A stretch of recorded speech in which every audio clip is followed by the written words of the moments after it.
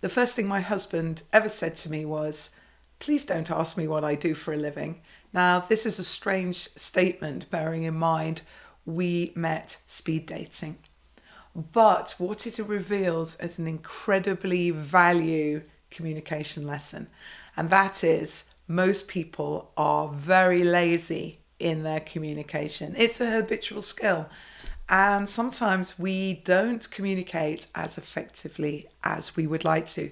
So in this video, if you are looking to improve your communication skills as a manager in the workplace, or even if you're dating, I'm going to share with you what the challenges are in communication and 3 things that if you master, you will step change your ability to connect with other people. So let me tell you about what happened. We did indeed meet speed dating in London, and there were probably about 18, 20 men and women there.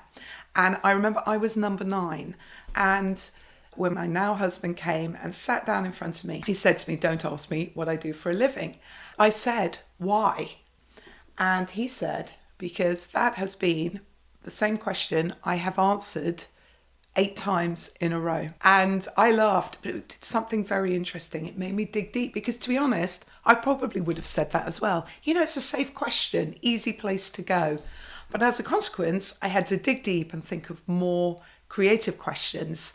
And we ended up having this amazing conversation for 3 minutes. That was all it was.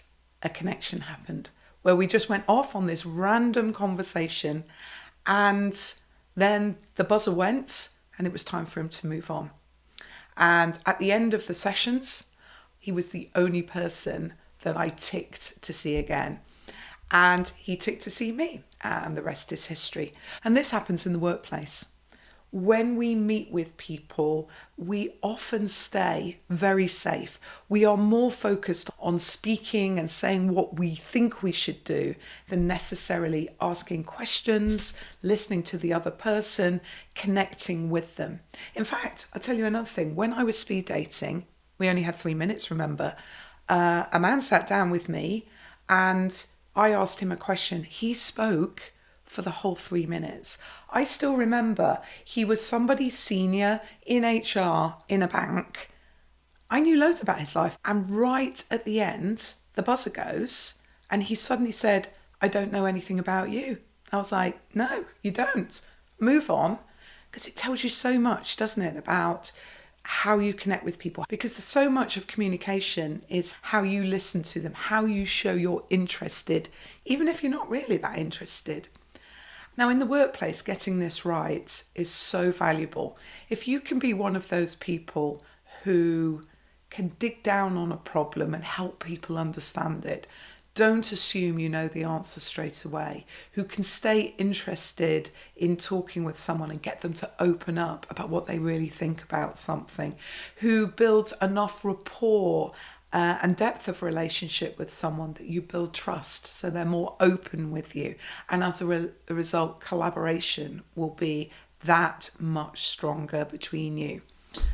So many people can't do it. So many people are in tell mode most of the time, like the HR guy there. If you can get it right, you can be so influential. So there's 3 things I think to do. So the first is mindset. You have to have a curious and interested mindset, not just in the topic, but in the person. And it's about just enough to keep that conversation open just a little bit longer. So for example, asking that extra question, thinking to yourself, do I really understand this situation or this problem, or is there more to it? And then asking a bit more. That's all you need to do. And in those questions and in finding things out, you're going to uncover so much more depth and flavour. It will help you to stop leaping to action and feeling the need to speak and give space for that deeper connection. The second thing to do is become a question ninja with open questions. So I've been working as a trainer and coach in the world of leadership and management for a decade now. And I can just tell you, we ask less questions than we think we do.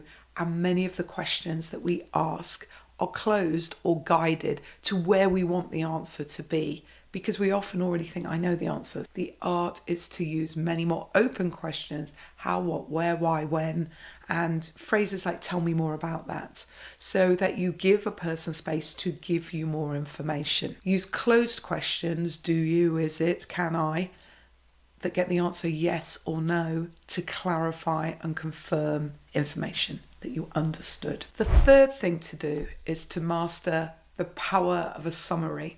So a summary is saying back to the person, or perhaps you're in a meeting and several people have spoken, to listen hard and stay focused on the conversation and use a summary to summarize what was said. Pull out those key points, frame that problem clearly. This is so powerful if you have different points of view around the table. It's so powerful if you are talking with a colleague and the problem is complex and you're not sure you fully understood. So to summarize back and check that you're on the same page, it is so powerful. Then you ask one of those closed questions. Did I understand that correctly? Yes or no? If you master those 3 communication skills, whether it be in work or whether it be indeed if you are dating and getting to know new people, you will find you automatically just know and understand both them and what they're talking about more. You will get a deeper sense of connection, they will feel heard, and you will automatically build stronger relationships with more trust, which is what leaders and managers need to do. But you know, I think we need to do it in life. There's an action for you on this video. Practice this 5 times in the next week. Commit to it 5 times in the next week. What will happen is you will make your communication skills conscious. As they're habitual, we're normally not thinking about it. Bring it back front and center. And every time you have one of those conversations, just think at the end, what did I do well? And what's the bit where I'm just not doing so well? What do I need to do more of? What do I need to do less of? If you just focused on that for, say, a week, 2 weeks, you would see an improvement in your communication. It is absolute muscle memory, practicing communication skills. If you practice this for 12 weeks, oh my goodness, your communication strength would be so much stronger. You would be definitely seen as a more influential person. So give it a go. That's the action. Commit to practicing it at least 5 times. And if you're really up for it, extend that time and keep focused and practicing the skills of having an open mindset, asking lots of open questions to find out more information, and closed ones to clarify and confirm you understood, and really honing the power of a good summary. And let me know how you get on. I'd love to know how it goes. If you found this video useful, please share it with a colleague or a friend. We learn more when we learn with others, so share it on, and we can get everybody communicating better in the workplace. How good would that be? Okay, until next time, take care.